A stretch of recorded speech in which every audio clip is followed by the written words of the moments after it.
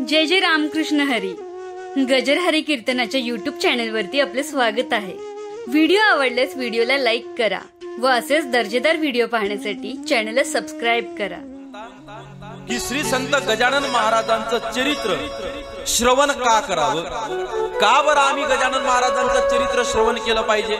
आम्ही हुद्द्यावरचे लोक, आम्ही कामावरचे लोक, आणि एवढा वेळातला वेळ 7 दिवस रोजचे 3 तास काढायचे गजानन महाराजांची कथा श्रवण करायला तुमच्या समोर येऊन बसायचं का बरं? ऐका, का गजानन महाराजांचं जीवन चरित्र अभ्यासायचं, का ऐकायचं? जरा लक्ष देऊन ऐका बरं. मी दुसऱ्याचा सांगणार नाही.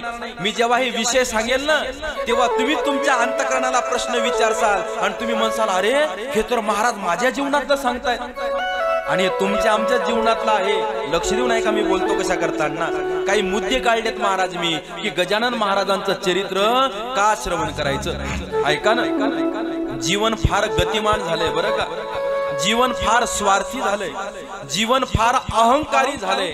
आणि या स्वार्थी जीवनामध्ये, अहंकारी जीवनामध्ये जगत असताना मात्र जर उणीव कशाची आपल्याला भासत असेल तर ती म्हणजे समाधानाची आहे, समाधानाची. आपण श्रीमंत झालोय, गडगंज श्रीमंती आपण कमवलीये, पैसा कमवलाय, बंगला बांधलाय, गाड्या घेतल्या आहेत. पण ऐका, आपण श्रीमंत झालो पण अजून त्या श्रीमंत झालेल्या श्रीमंताला त्या पैशानी मात्र समाधान विकत घेता आलं नाही. सुख विकत घेतण्यासाठी आपण काय करतो? सुख वेगळं, समाधान वेगळं बरं का. जरा लक्ष देऊन ऐका, गल्लत करू नका. आपल्याला प्रत्येकाला या ठिकाणी वाटतं जीवन सुखी झालं पाहिजे आणि सुखी जीवन होण्यासाठी आपण काय केलंय महाराज? बंगला बांधला, गाडी घेतली, मोबाईल घेतला. कशासाठी? सुखी जीवन जगण्यासाठी. पण जीवन सुखी झालं असेल पण आपलं जीवन समाधानी झालं नाही. जीवन सोपं करणं म्हणजे सुखी करणं. जीवन सोपं करणं, चालण्याचा त्रास झाला नाही पाहिजे म्हणून आपण सोपं जीवन केलं, गाडी घेतली, जीवन सुखी केलं, पण समाधान मिळालं का हो? गरमी होऊ नये म्हणून आपण रूम मध्ये एसी लावली, जीवन सोपं करून घेतलं, सुख प्राप्त करून घेतलं, पण समाधान प्राप्त झालं का हो? ऐका ना, मी बोलतो कशा करताना. 4 ताळ्याची बिल्डिंग आहे, पीओपीचा स्लॅब आहे, रूम मध्ये एसी आहे, स्पंजची टोंगळ्या एवढी गादी आहे, पण त्या गादीवर झोपणाऱ्या माणसाला झोपीची गोळी खाल्ल्याशिवाय झोप येत नाही. या उलट समोर बसणारी काही वारकरी मंडळी आहे, आळंदी पंढरपूरला ज्ञानोबारायासोबत रोजचा 20-30 किलोमीटरचा प्रवास उन्हात पावसात तो करतो आणि रात्री ढेकळा झोपतो. फॅन आहे का हो तिथं? कूलर आहे का हो तिथं? स्पंजची गादी आहे का हो तिथं? पण आमच्या वारकऱ्याला ढेकळात खार घोर झोप आल्याशिवाय राहत नाही का? उत्तर, तिथं समाधान आहे, तिथं समाधान. म्हणून सुखाच्या मागे लागू नका, जीवन सोपं करण्याच्या मागे लागू नका, श्रीमंतीची मागे लागू नका, संपत्तीच्या मागे लागू नका. लागायचं असेल ना तर समाधानाच्या मागे लागा, समाधानाच्या. अरे हो, आम्ही समाधानाच्या शोधामध्ये आहे, पण ते समाधान आम्हाला कुठे मिळेल? ते समाधान आपल्याला महाराज संतांच्या चरित्रात मिळेल, संतांच्या चरित्रात मिळेल. ऐका, छातीला हात लावून सांगतो, छातीला हात लावून. गजानन महाराजांचं चरित्र ऐकून तुमच्या जवळ जेवढी संपत्ती आहे त्याच्यापेक्षा जास्त संपत्ती तुम्हाला मिळणार नाही. पण गजानन महाराजांचं चरित्र श्रवण करून आहे त्या संपत्तीमध्ये तुम्हाला आनंद आणि समाधान मिळाल्याशिवाय राहणार नाही. ही ताकद गजानन महाराजांच्या चरित्रामध्ये आहे. नाही तुम्हाला जास्त संपत्ती मिळेल, नाही तुम्हाला जास्त मोठी त्या ठिकाणी श्रीमंत मिळेल, पण आहे त्या परिस्थितीमध्ये महाराज समाधान मात्र मिळाल्याशिवाय राहणार नाही. हे ताकद जर कोणाच्या चरित्रामध्ये असेल तर ते म्हणजे आमच्या गजानन महाराजांच्या चरित्रामध्ये आहे. आमची ओढ आहे महाराज ब्रँडेड कपडे घालण्यासाठी. कोणत्या कंपनीचे कपडे आहेत व गजानन महाराजांच्या अंगावर? आमची ओढ आहे महाराज मिष्टान्न खाण्यासाठी. अरे उष्ट्या पात्रवळ्यावरचे शीत उचलून खाल्ले रे आमच्या महाराजांनी. आमची ओढ आहे महाराज फिल्टरचं पाणी पिण्याची. अरे गढूळ पाणी पिलं रे आमच्या गजानन महाराजांनी. कशासाठी चरित्र? कोणत्या कोणत्या अरे ऐका, आपलं जीवन पाहायचं आहे ना तर आपल्या घरात लावलेल्या आरशामध्ये पाहू नका. कोणत्या आरशामध्ये पहा तर संत रूपी आरशामध्ये आपलं जीवन तपासण्याचा प्रयत्न करा. संत रूपी आरशामध्ये खरंच जीवन आपलं दिसत नाही. तुम्ही जर गाडीवरच्या आरशावर एक वाक्य लिहिलेलं वाचलं असेल तर ते वाक्य असं आहे, object is mirror than closer than they appear. तुम्ही बघा गाड्याच्या आरशावर ते एक वाक्य लिहिलेलं असतं, object is mirror than closer than the appear. काय तुम्हाला या काचेमध्ये जे मागचं दिसतंय, जे जितकं जवळ दिसतंय ते तितकं जवळ नाही. म्हणजे आरसा सुद्धा महाराज खऱ्या गोष्टी दाखवत नाही. काय करतो माहित आहे आरसा? डाव्या बाजूचं अंग उजव्या बाजूला दाखवतो आणि उजव्या बाजूचं अंग डाव्या बाजूला दाखवतो. उलट दाखवतो, उलट आरसा उलट दाखवतो. तुम्हाला जर खरं तुमचं जीवन तपासायचं असेल ना तर आरशात पहा, पण कोणाच्या?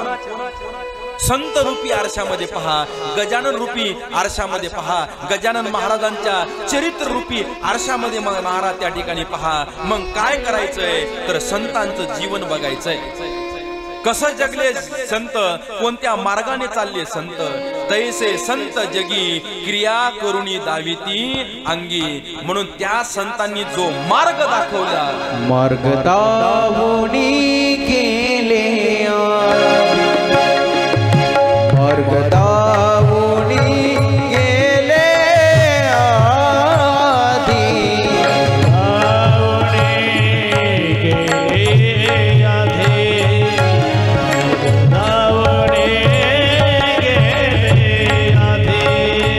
मार्ग दावणी गेले आधी, मार्ग दावणी गेले आधी,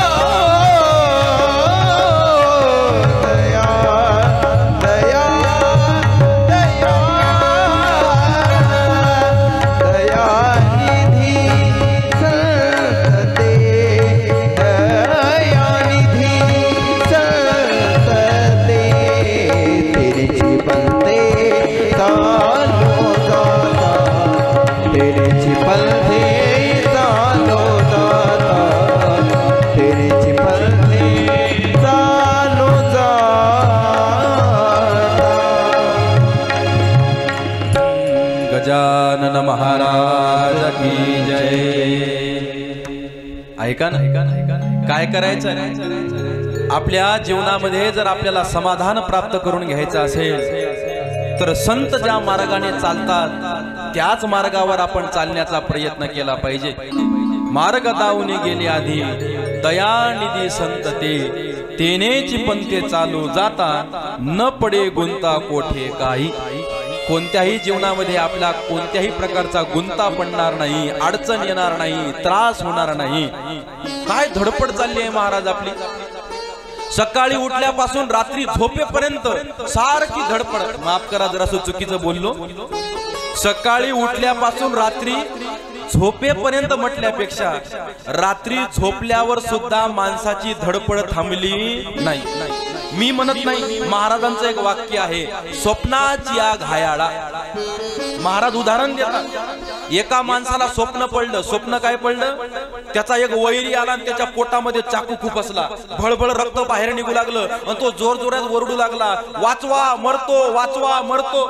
बायको पत्नी बाजूला झोपलेली होती, गडबडून जागी झाली, म्हणे झालं तर काहीच नाही आणि का ओरडतायत वाचवा मरतो, वाचवा मरतो, काय केलं पाहिजे? माऊली म्हणतात एक काना खाली दिली पाहिजे। देसाल बरं नाही तर गमतीनं सांगतोय, मारायचं नाही, मग अहो उठा, त्यांना हलवायचं।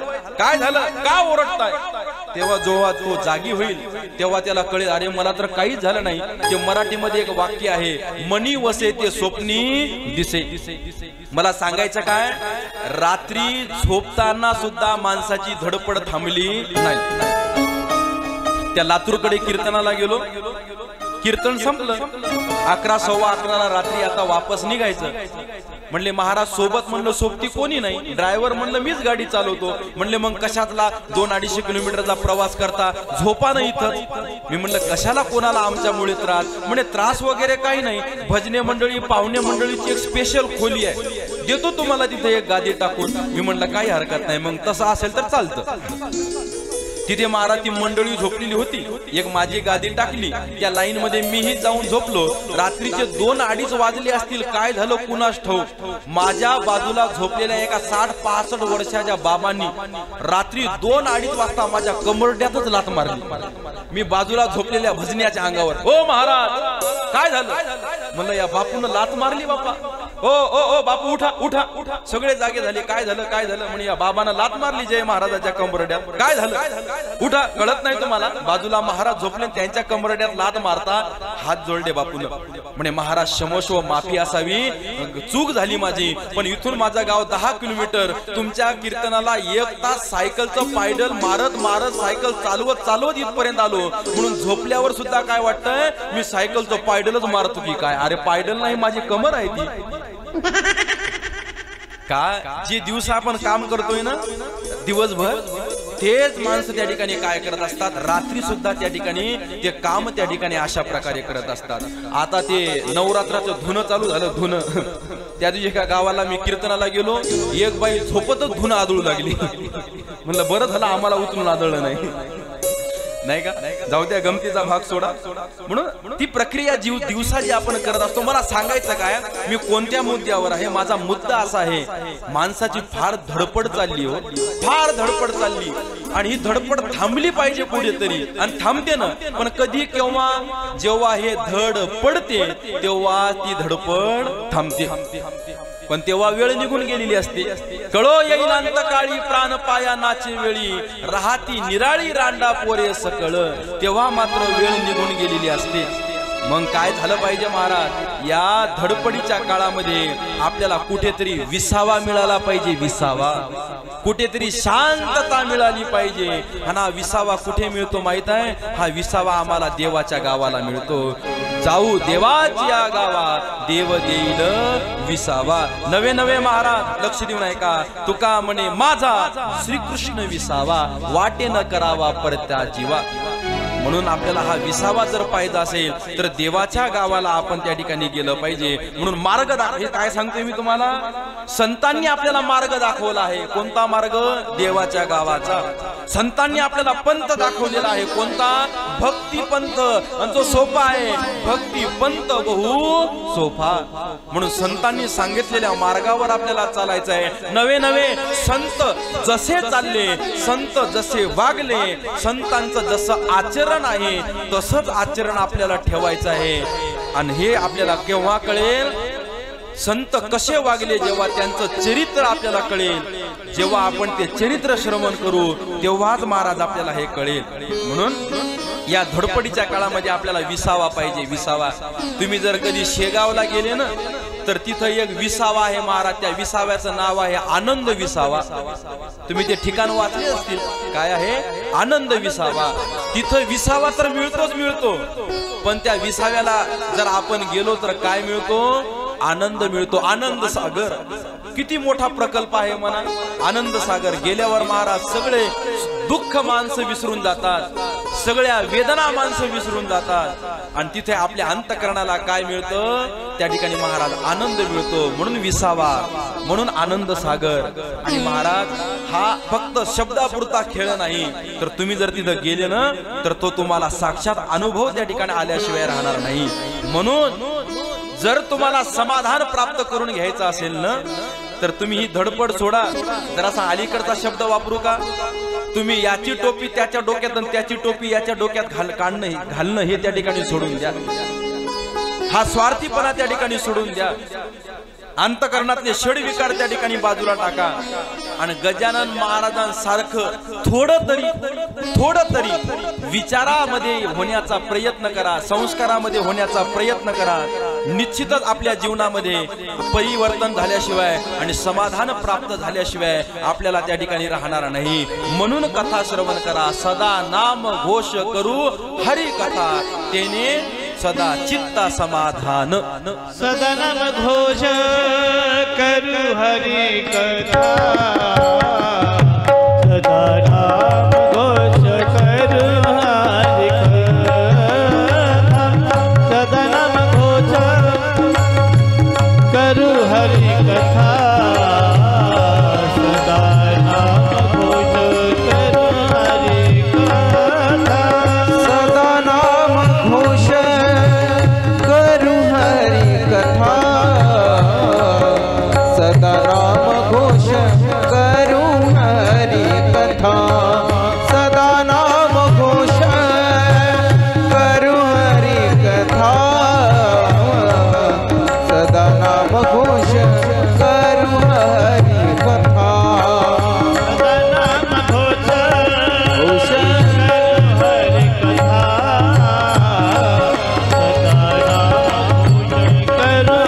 कथा, सदा नाम घोष करू हरि कथा, सदा नाम घोष करू हरि कथा, सदा नाम घोष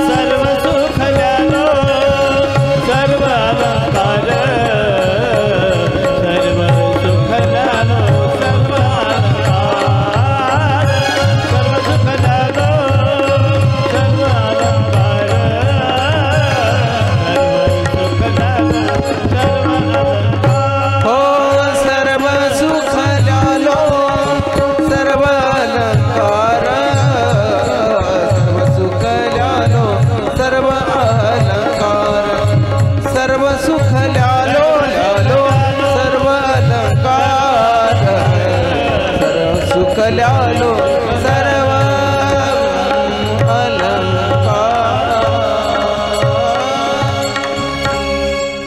समर्थ श्री गजानन महाराज की जय।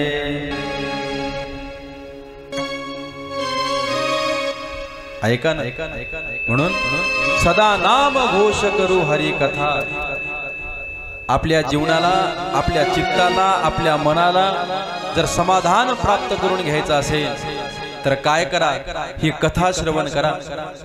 ज्या मार्गावर संत चालले त्या मार्गावर चाला, ज्या पंथावर संत चालले त्या पंथावर चालण्याचा प्रयत्न त्या ठिकाणी करा। आणि त्याच्यासाठीच गजानन महाराजांचं चरित्र आपल्याला श्रवण करायचं आहे। जर या धडपडीच्या काळामध्ये आपल्याला कुठेतरी विसावा पाहिजे असेल, या धडपडीच्या काळामध्ये आपल्याला कुठेतरी सुख समाधान आनंद पाहिजे असेल खरा, तर गजानन महाराजांचं चरित्र ऐका। नुसतं ऐकू नका, तर आपल्या जीवनामध्ये ते समाधान प्राप्त करण्यासाठी ते चरित्र आत्मसात करण्याचा प्रयत्न करा। अजून महाराज गजानन महाराजांचं चरित्र श्रवण करण्याचा फायदा काय आहे? आणि महाराज इतका मोठा फायदा आहे, इतका मोठा फायदा आहे का? कारण की या एका संकटातून तुम्ही आम्ही गेलेलो सुद्धा आहे।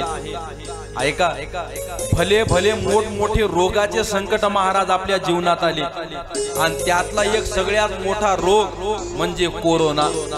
तुम्ही म्हणसाल महाराज कसं तरी विसरलो होतो आम्ही त्या नावाला, पुन्हा तुम्ही त्या नावाची आठवण करून दिली का? आणि असं म्हणतात त्याची आठवण झाली की ती येते म्हणून। आता नाही आहे ना, पण लक्ष देऊन ऐका। म्हणजे मला तुम्हाला भीती नाही बरं दाखवायची, पण मला तुम्हाला सत्यता सांगायची, सत्यता। ज्या कोरोनाच्या 2-3 काय ज्या लाटा आल्या ना, त्या फक्त भगवंतानी आपल्याला दिलेला मिस कॉल होता, अजून देवाचा कॉल यायचा राहिला। त्या फक्त मिस कॉल होता। काही शिकलो नाही महाराज आपण त्या कोरोनाच्या 2-3 लाटातून। हात स्वच्छ धुतले पाहिजे, धुतो का आपण, कुठेही थुंकलं नाही पाहिजे, सांभाळतो का आपण, जिथं लिहिलेलं असतं येते थुंकू नका, आणि तिथंच महाराज आपण काय केलेलं असतं, थुंकलेलं असतं। काय शिकलो बरं आपण त्या कोरोनातून? अवघडच गोष्ट आहे महाराज। आपण भारतवासी म्हणजे असे लोक आहोत। ऐका, एक मशीन तयार झाली, कोणती? चोर पकडण्याची। अमेरिकेमध्ये ती मशीन लावली, अमेरिकेमध्ये चोर पकडण्याची मशीन लावली। त्या मशीननं 7 दिवसामध्ये एक चोर पकडला। तीच मशीन जपान मध्ये लावली, त्या मशीननं 4 दिवसामध्ये चोर पकडला।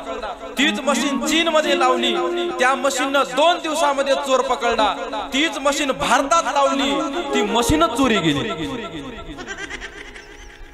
म्हणून आपण भारतातले लोक म्हणजे धन्यता द्यावी लागेल तुम्हा आम्हाला। काही शिकलो नाही महाराज। कोरोना आपल्याला सांगायला आला आहे काय? स्वच्छतेनं राहा, नियमानं राहा, संयमानं राहा, काहीतरी गोष्टी सांगायसाठी आलेला आहे। असो, माझा मुद्दा काय आहे? रोग आलेला आहे, रोग। आणि अनेक रोग आपल्या तुमच्या आमच्या जीवनामध्ये महाराज येतात, पण हे रोग का येतात याचा विचार आपण कधी केला का?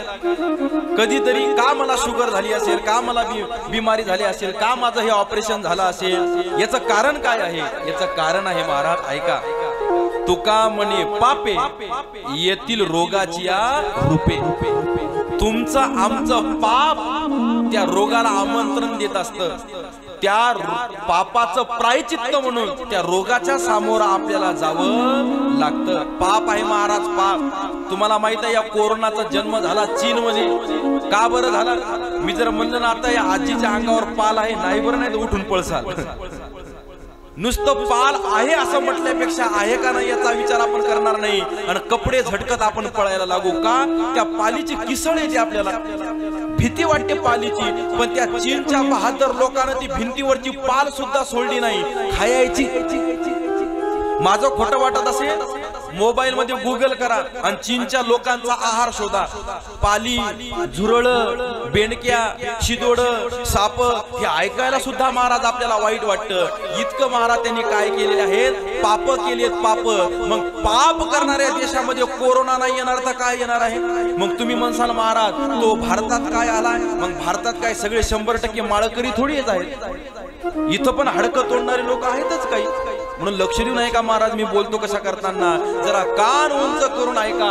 कोरोनाच्या पहिल्या लाटेत केशव महाराज बरेच हाडा मासाचे माळकरी सुद्धा माझी माळकरी झाली. का म्हणजे डॉक्टरने सांगितलंय तुम्हाला जर कोरोना पासून वाचायचं असेल तर तुम्हाला आमका आमका खावं लागेल आणि तमकं तमकं पियावं लागेल. खोटं नाही सांगत महाराज. एकतर बहादर माझ्या जवळ आलं म्हणे महाराज झाकण भर का होईना पिया. म्हणलं ते आणून आता. म्हणून मी बोलतो कशा करताना कान उंच करून आहे का. अरे माळी काढून कोरोना थांबला असता तर पहिल्या लाटीनंतर दुसरी लाट, दुसऱ्या लाटीनंतर तिसरी लाट आली नसती. माळी काढून कोरोना थांबणार नाही. पण जय महाराज छातीला हात लावून सांगतो ज्या दिवशी भारतातले 100% लोक माळकरी होतील काय भिसाज आहे त्या कोरोनाची भारतामध्ये पाय ठेवायची. ही ताकद आहे महाराज माळीची. ही ताकद आहे महाराज आमच्या वारकरी संप्रदायाची. ऐका ना मी बोलतो कशा करताना. ही शिकवण आहे आमच्या साधू संतांना आम्हाला दिलेली. ही शिकवण आहे. मग काय करायचं मला सांगायचं काय तुम्हाला की संत चरित्र का महत्वाचं आहे. गजानन महाराजांचं चरित्र का महत्वाचं आहे. रोगापासून दूर व्हायचंय ना तुम्हाला. मग तुम्ही काय करा तुम्ही इथं या आणि गजानन महाराजांचं चरित्र ऐका. का कारण की तुका म्हणे पापे जातील संताची जपे जपे जपे. पापामुळे रोग आला आणि तो रोग घालवायचा असेल तर एकच उपाय आहे महाराज घेता सज्जनाची नावे. ऐका सज्जनाचं नाव घ्या त्याचं चरित्र ऐका आणि यांचं चरित्र ऐकलं त्यांचं जर नामस्मरण केलं तर निश्चितच महाराज तुमचं पाप कमी होईल आणि पाप कमी झाल्याबरोबर तुमचा रोग सुद्धा त्या ठिकाणी कमी झाल्याशिवाय राहणार नाही. आणि आज मला सांगू नका आज सांगू नका मला 7व्या दिवशी जेव्हा कथा संपेल ना मला निश्चित याची खात्री आहे एक तरी माता भाव भगिनी माझ्या जवळ येईल आणि मना म्हणेल की महाराज तुम्ही म्हणले ते खरं होतं. माझे टोंगळे दुखत होते पण थांबले. मला मायग्रेनचा त्रास होता पण थांबला. मला चक्कर येण्याचा त्रास होता पण थांबला. मला बीपीचा त्रास होता पण थांबला. मला शुगरचा त्रास होता पण थांबला.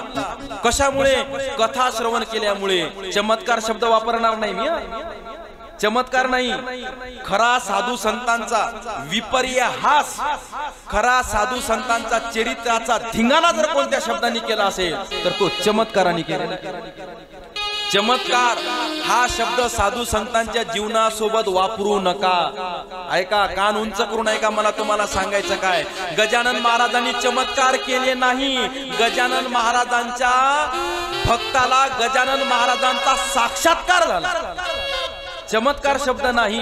ऐका आज जर सुशिक्षित मंडळी आमच्या साधू संतांच्या चरित्रापासून जर दूर असेल तर त्याचं कारण जर काय असेल तर ते कारण आहे महाराज आम्ही चमत्कार जोडले साधू संतांच्या जीवनासोबत. मग तुम्ही म्हणसाल यांनी काय चमत्कार केले नाही का. केले पण ते वेगळ्या कारणासाठी केले आणि आपण तेवढं धरून बसलो. ज्ञानोबारायांनी रेड्याच्या मुखातून वेद बोलविला. हा ज्ञानोबारायांचा खरा चमत्कार नाही. मग ज्ञानोबारायांचा खरा चमत्कार आहे त्यांनी 9000 ओव्यांसारखा पवित्र ज्ञानेश्वरीचा ग्रंथ तुम्हा आम्हाला उत्पन्न करून दिला. हा खरा चमत्कार आहे महाराज ज्ञानेश्वर महाराजांचा. तुकाराम महाराजांचा गाथा पाण्यावर तरंगला हा तुकाराम महाराजांचा चमत्कार नाही. मग तुकाराम महाराजांच्या गाथ्यातले अभंग वाचून तुम्ही आम्ही जडबुद्धी लोक या संसार भव संसारात तरलो हा त्या गाथ्याचा तुकाराम महाराजांचा खरा चमत्कार आहे. आणि ऐका चमत्कार कथेचा नाही नुसता कथेचा नाही तर त्या कथेविषयी तुमच्या सकारात्मक विचाराचा आहे. विचार महाराज विचारा एवढी ताकदच नाही हो कशात. मी गजानन महाराजांचं चरित्र श्रवण केलंय आता माझी बिमारी जाणार हे विचार ज्या दिवशी तुमच्या अंतःकरणात तुमच्या बुद्धीपर्यंत पोहोचतील त्या दिवशी तुमचा रोग बरा झाल्याशिवाय राहणार नाही. हे विचारशीलता वाढवण्याचं काम कोण करतं. गजानन महाराजांचं चरित्र करतं. चमत्कार नाही करत. तुम्ही काल परवा आमचे गुरुवर्य श्री हरिभक्त परायण नामदेव महाराज शास्त्री भगवानगड यांची एबीपी माझा कट्ट्यावर मुलाखत वाचली असेल तर त्यांच्या मुखातलं ते वाक्य आहे ज्ञानोबारायांच्या जीवनातली चूक हा त्यांचा शब्द आहे बरं का. कोणती असेल तर रेड्याच्या मुखातून वेद बोलवणे, निर्जीव भिंत चालवणे. कारण की जे भोळे भक्त होते ते त्यांच्याकडे गेले, पण श्रद्धेने नाही गेले तर अंधश्रद्धेने गेले. आणि जे ज्ञानी भक्त होते ते चमत्काराचं ढोंग पाहून तिकडे गेले नाही. म्हणून हाही विचार काय आहे महाराज, जीवनामध्ये विचार करण्याचा मुद्दा आहे. चमत्कार जरूर साधू संतांनी केले, पण त्यांचा भाग महाराज वेगळा होता.